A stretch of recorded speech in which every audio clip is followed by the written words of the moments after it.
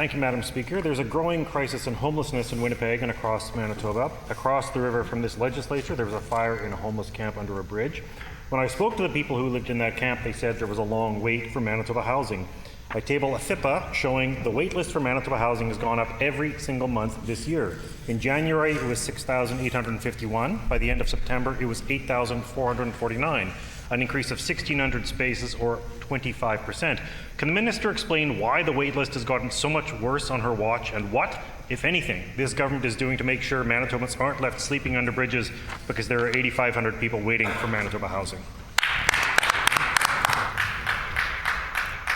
The Honourable Minister of Families. Well, thank you very much, Madam Speaker, and I take the issue very seriously when it comes to homelessness in our province, Madam Speaker, and that's why we're partnering with stakeholders in the community who know best how to deliver services for these Manitobans as well.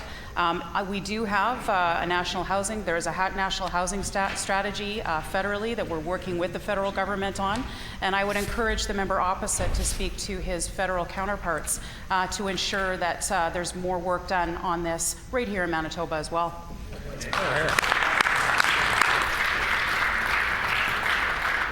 The Honourable Member for St. Boniface on a supplementary question. Thank you, Madam Speaker. The government and its ministers continually evade responsibility for their own failings by blaming it either on another government or the previous government. They are the previous government, Madam Speaker. We can all agree the NDP had its failings, but it's not clear why the homeless and people living in poverty have to pay the price for someone else's mistakes. Madam Speaker, I table another FIPA that shows since 2016, the Manitoba government has sold off 94 Manitoba housing properties.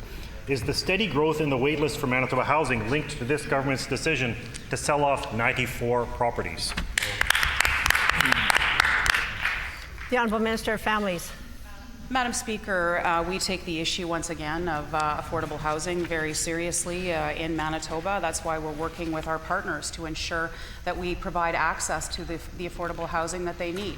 In fact, we've increased rent assist to more than 3,000 more Manitobans than when the NDP was ever in government, Madam Speaker. And it's important that we provide that affordable housing to Manitobans when they need it. I can say for the members opposite that this year alone we'll be providing 1,000 more in the way of rent assist for Manitoba families that need, want, and deserve that affordable housing.